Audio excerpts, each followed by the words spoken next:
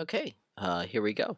So this is the second video in the all these little mini video series here. And what we're going to do is that we're going to take a look at how do I reveal different parts of graphs using this business of a calc feature. So we're going to start off with the probably the easiest one, which is how do I go ahead and if I want to find a particular point or value on a graph, how do I do that? So in order to bring up calc, we got to go second and then trace, which is going to bring up this menu. And the first thing that we're going to do is that we're going to take a look at value. So we hit 1 or enter, and it's going to ask me, okay, well, what is the x value that you want to calculate the y value for? So what we're going to do is that I'm just going to, again, you could do any number that you wish. I'm going to put 0. Because maybe I want to know the y-intercept over here. So when x is 0, what is y going to be? And it looks like it's going to be 7. So it shows the x value that you requested, and then it brings up that y equals 7, and then it puts this little blinky guy here close to where 0, 7 is going to go ahead and be at. And again, it tells you the function up here, and yeah, it's a pretty concise way to find a value on your graph. Now, if I wanted to find maybe these x-intercepts, if you remember from some of the other classes that you have taken prior, is that these x-intercepts are sometimes called the zeros of a graph. So what we're going to do is that we're going to go back to the calc feature, and we're going to hit second in calc, and we're going to scroll down to 0 and then hit enter.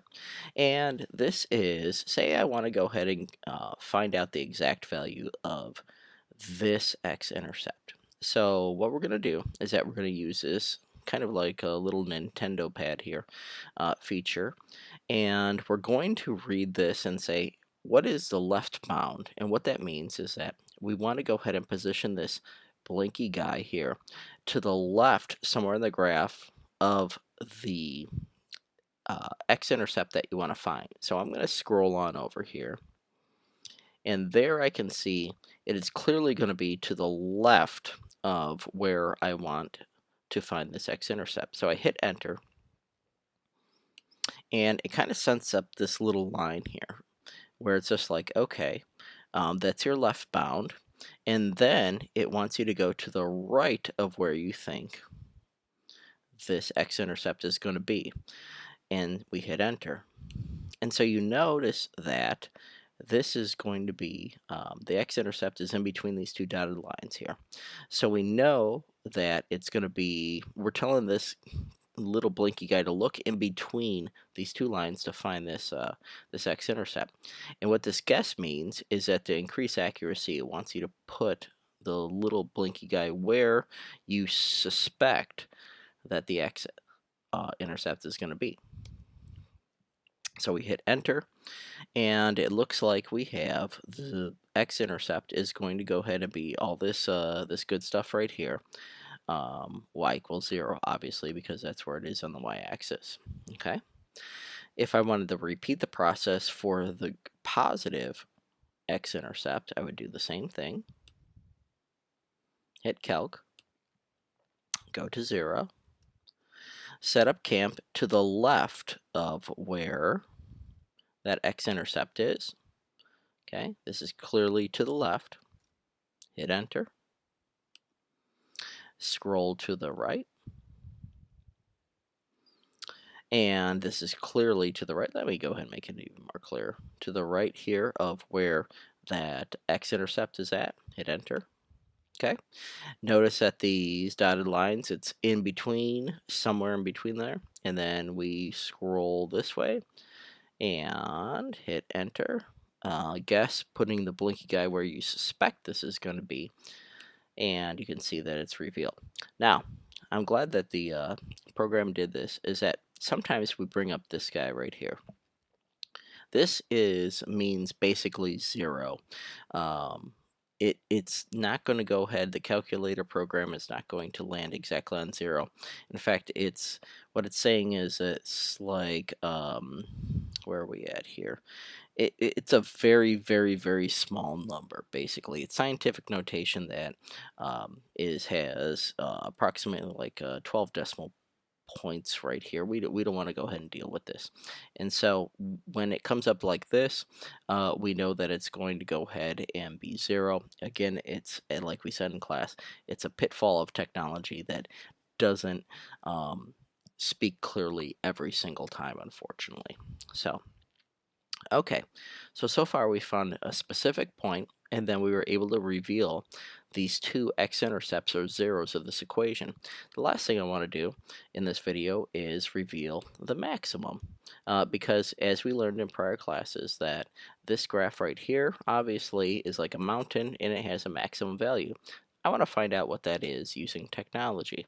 So I'm going to go ahead and hit second and then calc again to go to maximum. Okay. And if your parabola was facing up and it had a valley, of course you would hit minimum. But it doesn't in this particular case, so we're going to hit maximum. So now we want left bound is basically we want to go to the left side, and if we imagine this as a mountain, the left side of where we're trying to go ahead and find the maximum, and then hit enter, left bound, and making sure that the maximum is somewhere in between these dotted lines. So there, we're going to be on the right bound side. So we hit enter again. And now we can see that this is somewhere in between there. Okay. And so therefore, I'm going to scoot it on over because we got that guess again, like putting it as close as we can to where we think it's going to be the maximum. And then we hit enter. And it looks like this is the maximum right here.